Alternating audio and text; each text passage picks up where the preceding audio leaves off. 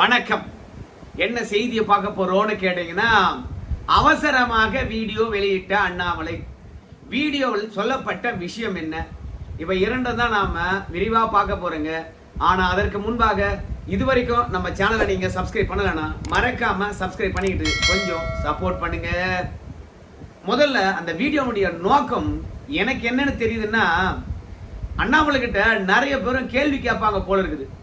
18 லட்சத்துக்கும் மேற்பட்டவர்கள் வீத லீடர் என்ற அமைப்புல சேர்ந்திருக்கிறாங்க. இன்னும் ஏப்பா அதை கட்சியாக மாத்தல? நிறைய பேரும் சேர்ந்திருக்கிறாங்க. நிறைய பேரும் உள்ளாட்சி தேர்தலில் போட்டியிட போறேன்னு சொல்றாங்க. உள்ளாட்சி தேர்தல் வர்றதுக்கு இன்னும் 8 மாசம் இருக்கிறது. அதனால உள்ளாட்சி தேர்தலில் யாரு போட்டியிட போறாங்க, நம்முடைய சின்னம் என்ன, சோ அரசியல் பிரவேசமானது என்னைக்கு, இவை பற்றியெல்லாம் கேட்டுக்கிட்டே இருப்பாங்க போல இருக்குது. ஏன்னா கட்சி தொடங்கி விட்டு பெயரை அறிவித்து விட்டு அதற்கு பிறகுதான் உறுப்பினர்களை சேர்ப்பாங்க. ஆனா அண்ணாமலையை பொறுத்த வரைக்கும் உறுப்பினரை சேர்த்துட்டு அதற்கு பிறகு கட்சி தொடங்குறாரு. ஏதோ ஒரு 500 பேர் 1000 பேர் சேர்ந்துட்டாங்க, போதும் கட்சியை அறிவித்து விடலாம் அப்படின்னு இல்லாம 18 லட்சத்தையும் கிராஸ் பண்ணி போயிருக்கிறது உறுப்பினர் எண்ணிக்கை. ஒரு பெரிய கட்சிக்கு இணையாக இப்போ உறுப்பினர்கள் சேர்ந்து இருக்கிறாங்க. இன்னும் கூட நீ கட்சி பேர் அறிவிக்காம ஒரு நாள் வீடியோ வெளியிட்ட, அதோட முடங்கி போய்விட்டிய, பிறகு பேசவே இல்லையே. சமூக வலைதளத்துல மத்திய அரசாங்கத்துடைய தவறு, மாநில அரசாங்கத்துடைய தவறு, அதை மட்டுமே சுட்டி காட்டுறிய. எப்பதான் கட்சி அறிவித்து விட்டு களத்துக்கு வர போற அப்படின்னு நிறைய பேர் கேள்வி கேட்டிருப்பாங்க பொழுது. அது மட்டும் இல்ல, நாங்கெல்லாம் உங்க கட்சியில சேர்ந்திருக்கோம், முக்கிய பதவியில யார் யாரு, நான்லாம் இருக்கிறனா இல்லையா அப்படின்னு பெரிய பெரிய புள்ளிகள் வீத லீடர் என்ற அமைப்புல சேர்ந்துட்டு எதிர்பார்த்து காத்துட்டு இருக்காங்க. சோ அவற்றுக்கெல்லாம் பதில் சொல்ல வேண்டும் என்பதற்காக தான் அண்ணாமலை கரூர்ல ஒரு நிலம் வச்சிருக்காரு. அந்த நிலத்திலையும் அண்ணாமலை அவர்கள் ஒரு வீடியோ போட்டாரு. அதே மாதிரி கோயம்புத்தூர் சிறுவாணிக்கு பக்கத்துல இயற்கை சூழலுடன் ஆர்கானிக் ஃபார்மிங் ரெடி பண்ணிட்டு இருக்கார். அங்கிருந்து பாத்தீங்கன்னா ஒரு வீடியோ வெளியிட்டார். சோ அந்த வீடியோனுடைய நோக்கம் என்னவா இருந்தது அப்படின்னு பார்க்கும்போது, அவசரப்படாதீங்க, பொறுமையாக நம்ம கட்சி ஆரம்பிப்போம், அதற்கு முன்பாக எல்லோருக்கும் நாம பயிற்சி அளித்து விடுவோம். இன்னைக்கு தமிழகத்துல ஒரு ஆட்சி அமைந்திருக்கிறது. அந்த ஆட்சியில சட்டமன்ற உறுப்பினர்கள் எல்லாம் நிறைய பேர் ஆயிட்டாங்க, அமைச்சர்களும் ஆயிட்டாங்க, ஏன் முதலமைச்சரும் ஆயிட்டாங்க. ஆனால் அவங்களுக்கு என்ன அனுபவம் இருக்குது? அனுபவம் இல்லாத காரணத்தினால எவ்வளவு பிரச்சனைகளை அவங்க சந்தித்து இருக்காங்க. அவங்க மூலமாக நாம சந்தித்துக் கொண்டிருக்கின்றோம். மாற்றம் வேண்டும் என்று சுறுசுறுப்பா செயல்படுறவங்க நம்மளா கூட இணைந்துருவார்கள். நம்ம ஓடி போய் எந்தவித அனுபவமும் இல்லாம அரசியல் கட்சியில செயல்பட்டு வெற்றி கூட பெற்று விடலாம். ஆனால் அந்த வெற்றி நம்மை பாதித்தா பரவாயில்ல, ஆனா நம்மை ஆதரித்து நம்மளை நம்பி ஓட்டு போட்டவர்கள் பாதிப்படைஞ்சிட்டாங்கன்னா, இன்னைக்கு இருக்கின்ற அரசாங்கமானது அப்படிதான் ஓட்டு போட்ட மக்களை பாதித்து கொண்டிருக்கு. அதை உணர்ந்துதான் அண்ணாமலை என்ன சொல்றாருன்னு கேட்டீங்கன்னா, அவங்க தோட்டத்தில் இருக்கக்கூடிய மரம், செடி, கொடி, வீடு, அது மட்டும் இல்ல வீத லீடர்ஸ் அமைப்பு, அவற்றையெல்லாம் சுட்டி காட்டி இவையெல்லாம் எப்போது தொடங்கப்பட்டது தெரியுமா, ரெண்டாவது எதற்காக தொடங்கப்பட்டது தெரியுமா அப்படின்னு எல்லா விஷயத்தையும் அதனுடைய அடிப்படைகளை சொல்லிக்கிட்டே வர. முதல்ல வீத லீடர்ஸ் என்ற அமைப்பானது விவசாயத்துக்காக உருவாக்கப்பட்டது. விவசாயம் என்கின்ற போது முருங்கை விற்பனைக்காக ஒருங்கிணைக்கப்பட்டது. மூன்றாவது இயற்கை வேளாண்மைக்காக உருவாக்கப்பட்டது. நான்காவது தோட்டத்திலே வீடு, எதற்காக? அமைதியான சூழ்நிலை வசிப்பதற்காக, பரபரப்பான சூழ்நிலை விட்டுட்டு. அது மட்டும் இல்ல, கழனியில தான் நம்ம வளர்ந்தது போனது, ஆனா கழனிலே நம்ம தங்கனா எப்படி இருக்கு? சோ அண்ணாமலையை பொறுத்த வரைக்கும் விவசாயத்தை மையப்படுத்த வேண்டும் என்பதற்காக தான் அரசு வேலையை விட்டுட்டு வந்தாரு. அப்ப அந்த விவசாயத்தை அடுத்த கட்டத்துக்கு கொண்டு போகணுமா இல்லையா? விவசாயிகளுடைய வாழ்வாதாரம் முன்னேற வேண்டும் இல்லையா? அதற்காக தொடங்கப்பட்டதான் வீத லீடர்ஸ். இந்த வீத லீடர்ஸ் என்ற அமைப்புல ஏகப்பட்ட பேர் சேர்ந்து இருக்கிறாங்க, அது எல்லாருக்கும் தெரியும். ஆனால் இந்த அரசியல் கட்சியாக உருவெடுக்கின்ற போது ஏகப்பட்ட பேர் சேர்ந்தாலும் விவசாயிகளுக்கு என்று விழிப்புணர்வு ஏற்படுத்துவதற்கும் இளைஞர்களுக்கு விவசாயம் பற்றி கற்றுத் தருவதற்கும் கிட்டத்தட்ட ஒரு 1000 பேருக்கு மேலாக இணைந்திருந்தாங்களாம். சோ அவங்களுக்கு பயிற்சி தருவதற்காக பல பேர் முன் தன்னுடைய வாழ்வை அர்ப்பணித்திருக்கின்றார்களாம். அவங்களுடைய பணியெல்லாம் எத்தகையது, கடினமான சூழ்நிலையிலும் பாத்தீங்கன்னா வீத லீடர்ஸ் அமைப்பிலே அவங்க எல்லாம் இருந்தாங்க. யார் தெரியுமா அப்படின்னு பல பேரை பாத்தீங்கன்னா அடையாளம் காட்டுறார். வீத லீடர்ஸ்னுடைய சிஇஓ அவர் ஒரு டாக்டரா, ஆனா அந்த வேலையை விட்டுட்டு அண்ணாமலையுடைய வீத லீடர்ஸ் என்ற விவசாயிகளை ஒருங்கிணைக்கின்ற அந்த அமைப்புல சேர்ந்து இன்னைக்கும் பணியாற்றி கொண்டிருக்கின்றாராம். இன்னைக்குதான் இது அரசியல் கட்சியாக பரிணமிக்குது. ஆனா எந்த எதிர்பார்ப்பும் இல்லாம இவ்வளவு பேர் வேலை பார்க்கறாங்க அப்படின்னு சொல்லிட்டு அவருடன் வந்து ஆரம்ப காலகட்டத்திலிருந்து யாரெல்லாம் பயணித்தார்களோ அவருடைய பெயர்கள் அவருடைய வேலைகள் எல்லாவற்றையும் குறிப்பிட்டு சொன்னார். சோ இதுல இருந்து என்ன தெரியுதுன்னு கேட்டீங்கன்னா, அவங்க எல்லாம் அரசியல் கட்சியில முக்கிய பதவிகள் இருப்பாங்க அப்படின்னு நமக்கு நல்லா தெரியுது. அதெல்லாம் தாண்டி இந்த கல்ட் பாலிடிக்ஸ் அப்படின்னு என்ன அர்த்தம்? தனி மனித துதி. அதுலயும் அண்ணாமலை சொல்றாரு, ஒரு கட்சி தலைவர் வந்தா போதும், கிட்டவே நெருங்க முடியாது, ஏகப்பட்ட பாதுகாப்பு வளையங்கள், அதையெல்லாம் தாண்டி குண்டர்கள், அதோட தலைவர் என்றாலே பெரிய வானத்திலிருந்து குச்சி வந்தவங்க மாதிரி பொதுமக்கள் இருந்து ஒதுங்கியே நிற்பாங்க. அந்த மாதிரிலாம் இல்லைங்க. சாமானிய மக்களாக உங்களுடன் ஒருத்தனாக நாம இந்த வீத லீடர்ஸ் அமைப்பில் இணைந்திருக்கின்றோம். கட்சியும் அப்படிதான் நடத்த போறோம். ரெண்டாவது, எம்எல்ஏ பதவி கூட வாழ்நாள் முழுக்க நீயே தான் அந்த தொகுதியில அப்படிலாம் கிடையாது. அமைச்சர் பதவியா வாழ்நாள் முழுவதும் நீயே தான் அந்த மாவட்டத்துக்கு அப்படியும் கிடையாது. கட்சி தலைவரா நீயே தான் உன்னுடைய நினைவு தப்புகின்ற வரைக்கும் அப்படிலாம் கிடையாதுங்க. குறிப்பிட்ட கால வரையறை வைக்க போறோம்.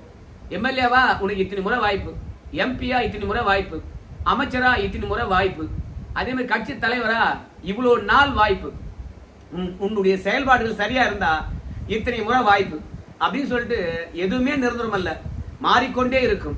கீழே இருக்கிறவங்க மேலையும் மேல இருக்கிறவங்க கீழவும் கண்டிப்பா கலந்து தான் போடுவோம். அதனால ஒரு முற்றிலும் இந்த அரசியல் வேறுபாடா இருக்கும். பிஜேபியில கூட வந்து பாருங்க, 3 வருஷம் தான் ஒருத்தர் தலைவர், அப்புறம் தூக்கிடுவாங்க. பிறகு ஒரு ஆண்டு கேப் விட்டு கூட மீண்டும் நியமிப்பாங்க. அடுத்த 6 வருஷத்துக்கு அவன் தலைவராக இருக்கலாம். ஸோ எப்படியோ ஒன்று பாஜக கூட ஒருத்தரே வந்து தொடர்ந்து தலைவராக இருப்பதற்கான வழிமுறை இருக்குது. ஆனா பாஜக அப்படி கொடுக்கறது கிடையாது. ஆனா இப்ப அண்ணாமலை என்ன சொல்றாங்க கேட்டீங்கன்னா, பாஜக இருக்கின்ற முறை கூட கிடையாது. எல்லாருமே சாமானியர்கள் தான், யாரும் தலைவராக ரொம்ப நாள் நீடிக்க முடியாது. அது மட்டும் கிடையாது, தலைவர் என்றாலே பாதுகாப்பு வளையத்துக்குள்ள இருப்பாங்க அப்படின்னு நினைக்க வேண்டாம். சாமானியமாக எல்லோருடன் இருக்கலாம் அப்படின்னு அண்ணாமலை சொல்றாரு. அது மட்டும் கிடையாது, அவருக்கு இசட் பிரிவு பாதுகாப்பு கொடுத்திருந்தாங்க. அதே மாதிரி மத்திய அரசாங்கத்துக்கு ஒரு கடிதம் எழுதி உடனடியாக எனக்கு தரப்பட்ட இசட் பிரிவு பாதுகாப்பை திரும்ப பெற்றுக் கொள்ளுங்க அப்படின்னு சொல்லிட்டார். இப்ப இசட் பிரிவு பாதுகாப்பு வளையத்துக்குள்ள அண்ணாமலை இருந்துகிட்டு, ஆஹா நாங்க வீத லீடர்ஸ் என்ற அமைப்பு உருவாக்கி இருக்கோம், அது சாமானியர்களுக்கானது, தலைவன் ஒருத்தம் கிடையாது, பெரிய பந்தாவா போலீஸ் பாதுகாப்புன்னு யாரும் சுத்த போறது இல்ல அப்படின்னு சொன்னா நம்புவாங்களா? அதனால தனக்கு கொடுக்கப்பட்டிருக்கின்ற பாதுகாப்பு வளையங்கள்லாம் உடைச்சிடணும். சாமானியனாக வயல்ல சுத்தணும், சாமானியனாக மக்களுடன் மக்களாக கைகோர்த்து இருக்கணும். 18 லட்சத்துக்கும் மேற்பட்டவர்கள் அண்ணாமலை சாமானியவராக இருப்பாரு, சாதிப்பாரு, நல்லாட்சி தருவாருன்னு வந்திருக்காங்க. அந்த எண்ணத்தை பூர்த்தி செய்யணும் அப்படின்றதுக்காக, உங்களின் ஒருவராக காட்டுறதுக்காக அவருக்கு இசட் பிரிவு பாதுகாப்பு கொடுத்துருந்தாங்க. அதையும் அவர் தூக்கி எறிந்து விட்டாருங்க. சரி, விவசாய நிலத்திலிருந்து அவர் வீடியோ போட்டார். என்ன சொல்ல வராருன்னு கேட்டீங்கன்னா, இங்க இருக்கக்கூடிய ஒவ்வொரு செடியும் கடினமான சூழ்நிலையில தான் வளர்ந்து வருது. ஏன்னா வெப்பநிலை அதிகமா இருக்கும், தண்ணீர் பற்றாக்குறை இருக்கும். அதனால அவற்றை வளர்த்தெடுப்பது என்பது ரொம்ப கஷ்டமா இருக்கும்.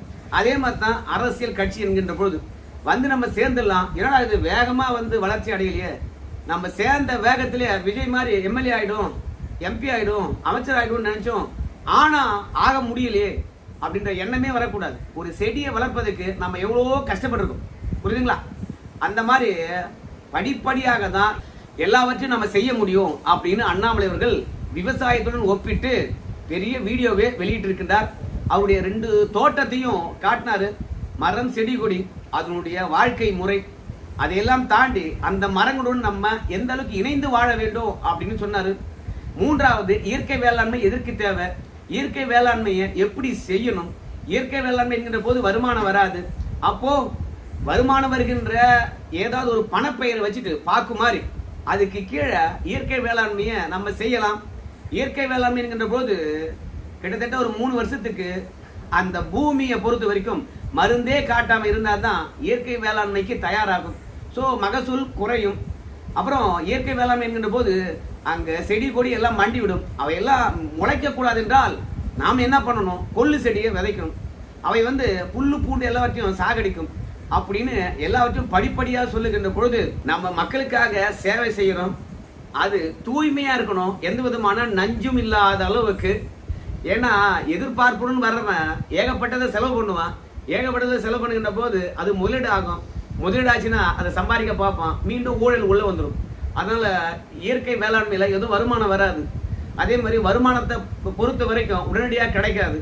அதனால தான் இயற்கை வேளாண்மையும் அப்புறம் மழை பொழிவு இல்லாமல் கடுமையான சூழ்நிலை வளர்கின்ற மரங்களையும் சுட்டி காட்டி, ஏப்பா நம்முடைய அரசியலை பொறுத்த வரைக்கும் படிப்படியாக தான் வருவோம், ஒவ்வொருத்தருக்கும் பயிற்சி கொடுப்போம்.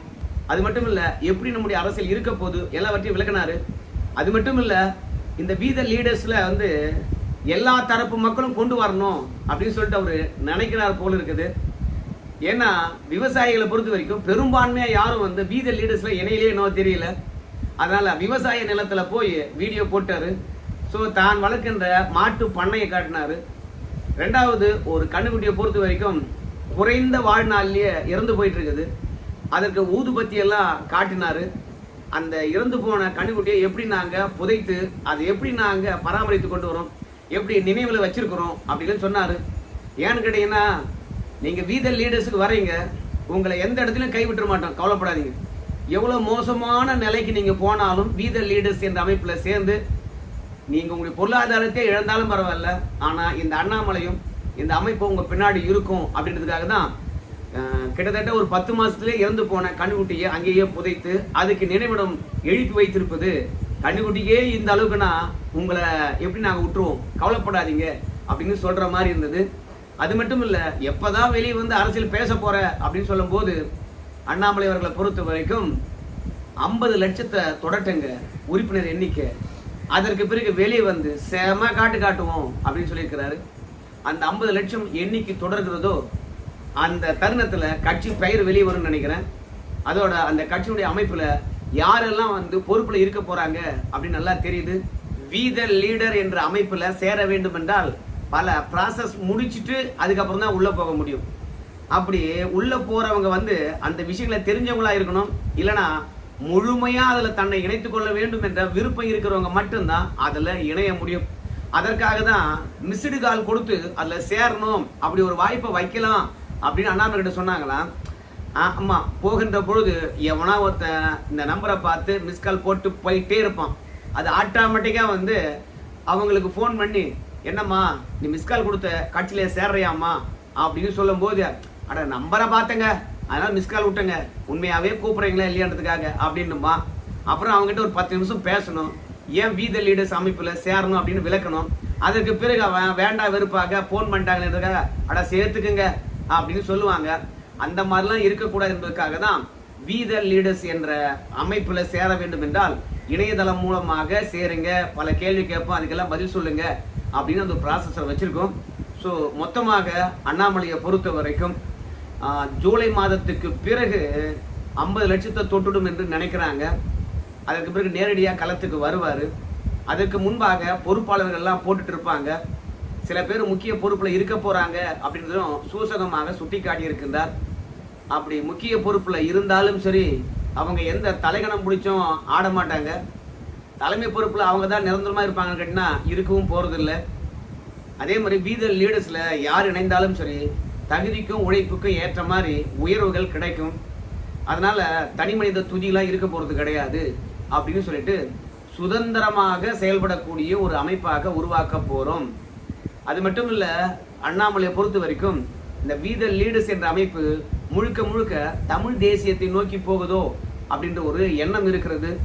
விவசாயத்தை பிரதானப்படுத்தி காட்டுறாரு, மாடு வளர்ப்பை பிரதானப்படுத்தி காட்டுறாரு, இயற்கை வேளாண்மையை பிரதானப்படுத்தி காட்டுறாரு. அதை விட தமிழ் தேசியம் பேசியவர்கள், இயற்கை வேளாண்மையை பேசியவர்கள், ரெண்டாவது இந்தியா முழுவதும் தமிழர்கள் யாரெல்லாம் ஆளுமையாக இருந்தாங்களோ நம்முடைய அப்துல் கலாம் அவர்கள். ஸோ அவருடைய பெயர்லேயே வந்து பயிற்சி கொடுக்கின்ற அகாடமியை உருவாக்கி வச்சிருக்காங்க. அதனால இந்த வி த லீடர்ஸ் என்ற அமைப்பில் சேர்றவங்க ஒவ்வொருத்தரும் தரமான பயிற்சிக்கு பிறகு தான் அதிகாரமிக்க பதவியில் போய் உட்காருவாங்க போல இருக்குது. அது ஆட்சியாக இருக்கலாம், அது கட்சியாக இருக்கலாம். அது அண்ணாமலை அவர்கள் தெளிவாக சொல்லியிருக்கின்றார். ஸோ கட்சியில் வந்து இணைவதற்கு யாருக்கிட்டையும் இது வரைக்கும் நன்கொடை கொடுங்க அப்படின்னு கேட்க போகிறதில்ல நான் நினைக்கிறேன். ஏன்னா இதில் யாரும் வந்து தலைமை பொறுப்பில் இருக்கணும், அதோட கட்சியை வழிநடத்தி செல்வதற்கு பல கோடி வேண்டும், அதுக்கு யார் டொனேஷன் தர்றது அப்படின்ற கான்செப்டே அவர் எடுக்கலை. இந்த வி த லீடர்ஸில் வந்து ஒவ்வொருத்தருக்கும் ஒவ்வொரு பொறுப்பு இருப்பதுனால அந்தந்த பொறுப்பை அவங்கவுங்க ஏற்றுக்கொண்டு அந்தந்த வேலையை செய்யணும். ஸோ அதனால் பணம் பற்றியும் எதுவும் பேசலை. மொத்தத்தில் ஒரு வார்த்தையை கேட்டு இவ்வளோ பேர் வந்து சேர்ந்துருக்கீங்க. உங்களை எல்லாருக்கும் நான் நன்றி சொல்லிக்கிறேன். அது மட்டும் இல்ல வீத லீடர்ஸ் ஆனது எந்த பகுதியை நோக்கி போகுது, யாரு நமக்கு எதிரி, எப்பேற்பட்ட அரசியலை உருவாக்க போறோம் அப்படின்லாம் தெளிவா வந்து அந்த வீடியோவில் பேசியிருக்கிறார். மொத்தத்துல தனி மனித துதி இருக்காது. அதிகாரம் வந்த பிறகும் சரி அடிமட்டத்தில் இருக்கின்ற தொண்டர்களை மறந்து போறது கிடையாது. மூன்றாவது, அணுக முடியாத தலைவராக இருக்க போறது இல்லை. நான்காவது, கிராமங்கள் தான் வந்து பார்த்தீங்கன்னா இந்தியாவுடைய இதயங்கள். ஸோ அந்த இடத்துல பெரும்பான்மையாக தன்னுடைய வாழ்க்கை இருக்கும் அப்படின்றது அண்ணாமலை அவர்கள் சொன்னாரு. எப்படின்னா, பரபரப்பான சூழ்நிலை ஓடிக்கிட்டே இருக்கிறோம், 2 இடத்துல நிலம் வாங்கி போட்டிருக்கோம், ஆனா ஓய்வுக்கு பிறகு இந்த கிராமப்புறங்கள்ல தான் வந்து நம்ம இருக்க போறோம் அப்படின்னு சொல்லியிருக்கின்றார். ஸோ வி த லீடர்ஸ் ஏதோ ஒரு ஆங்கில பெயரா இருக்குது, படித்தவர்களுக்கு மட்டுமானதாக இருக்கும் அப்படின்னு நினைக்காதீங்க. மொத்தமாக பாமரர்களும் படித்தவர்களும் இளைஞர்களும் முதியவர்களும் எல்லோரும் சேர்ந்த ஒரு கூட்டமைப்பாக தான் இதில் இருக்க போகுது. அதனால தான் இந்த முறை வீடியோ வெளியிடுகின்ற போது கிராமப்புறங்களில் இருந்து வீடியோவை வெளியிட்டிருக்கின்றார். ஸோ எல்லோருக்குமான முக்கியத்துவம், எல்லோருக்கும் சம வாய்ப்பு, எல்லோருக்கும் சம மதிப்பு அப்படின்றத உணர்த்துவதற்காகவும், எப்போ கட்சி தொடங்க போறோம்னு கேட்டீங்கன்னா 50 லட்சம் எப்போ உறுப்பினர் எண்ணிக்கை தொடுகிறதோ அப்போது அடுத்த கட்ட முக்கிய அறிவிப்புகள் வரும். அது வரைக்கும் ஐயோ அண்ணாமலை பேசலையே, ஒரு வீடியோ மட்டும் வெளியிட்டாரு அப்படின்னு கேட்டுக்கிட்டே இருக்காதீங்க.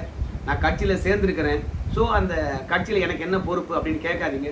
அது மட்டும் இல்ல, இவ்வளவு பேர் சேர்ந்தாலும் அடுத்து வருகின்ற தேர்தலில் போட்டியிடுவீங்களா என்னன்னு தெரியலையே அப்படின்னு நினைக்கும் போது கண்டிப்பாக 10,000க்கும் மேற்பட்டவர்கள் வந்து நான் அடுத்து வருகின்ற உள்ளாட்சி தேர்தலில் நிக்க போறேன் அப்படின்னு விருப்பத்தை தெரிவித்திருக்கின்றார்களாம். அதனால எந்த தேர்தலையும் விட போறதில்ல. ஆனால் அந்த தேர்தலை சந்திப்பதற்கு முன்பாக முழு பயிற்சி கொடுக்க போறோம் அப்படின்றது மட்டும் தெள்ள தெளிவாக தெரிகிறது. எனக்கு தெரிந்து பிஜேபி சாயலும் இருக்காது. விஜய் அவர்களுடைய கட்சி வச்சு நடத்துறாரு பாருங்க, தனி மனித துதி, அணுகவே முடியாத தலைவர், எந்த தருணத்திலும் யாரும் போய் அவரை பார்க்கவே முடியாத ஒரு சூழ்நிலை, அப்படி ஒரு கட்சியாகவும் இருக்க போறது கிடையாது. 2வது, வெற்று சித்தாந்தம் பேசிவிட்டு கடைசியில ஒட்டுமொத்தத்தையும் சுரண்டி கோட்டீஸ்வரன் ஆகக்கூடிய திராவிட கட்சி அமைப்பு போலவும் இருக்க போறதில்ல. தமிழகத்துல இதுவரைக்கும் பார்க்காத ஒரு அரசியலாக இருக்கும். அது ஆன்மீக அரசியலாக இருக்குமா அப்படின்னு கேட்டீங்கன்னா அதை பற்றி அண்ணாமலை அவர்கள் சொல்லல. ஆனா நாமளா புரிஞ்சுக்கலாம், ஆன்மீகத்தையும் பாரம்பரியத்தையும் அவர் விட போறதில்ல அப்படின்னு நல்லா தெரியுது. எப்படின்னு கேட்டீங்கன்னா, கண்ணுக்குட்டியே இறந்து போயிட்டுது, அதையும் வழங்குறாரு. அப்போ ஆன்மீகம் ஒவ்வொரு உயிருக்கும் ஒரு மதிப்பு இருக்குது, அதுக்கான ரெஸ்பெக்டை தரணும் அப்படின்னும் போது அது ஒரு ஆன்மீக அரசியலாக எடுத்துக்கலாம். பாரம்பரியம் என்கின்ற பொழுது நம்ம எங்கிருந்து வந்தோமோ அதை நம்ம மறக்கக்கூடாது என்பதற்காக கிராம சூழ்நிலையில இருந்து நம்ம அண்ணாமலை வீடியோ போட்டிருக்காரு. நான் எங்க தங்குவேன், எங்க படிச்சேன், எங்க பள்ளிக்கூடம் போவேன், எல்லா விஷயத்தையும் நம்மளுக்கு எடுத்து காட்டியிருப்பதுனால பாரம்பரியத்தையும் மறக்க போறதில்லை, அதே மாதிரி பண்பாட்டையும் மறக்க போறதில்லை, ஆன்மீகத்தையும் கைவிட போறதில்லை. ஸோ அனைவரையும் ஒருங்கிணைக்கின்ற ஒரு இயக்கமாக இருக்குது. இன்னைக்கு கட்சியில் இணைந்து விட்டு எனக்கு பொறுப்பு இல்லையேன்னு கவலைப்படாதீங்க. 50 லட்சத்தை தொடட்டும், அதற்கு பிறகு கட்சி இன்னும் வேகம் அளிக்கும், அரசியல் களத்தையே புரட்டி போடும் அப்படின்னு உறுதியளித்திருக்கின்றார். பொறுத்து பார்க்கலாங்க என்ன நடக்க போகுது. நன்றிங்க.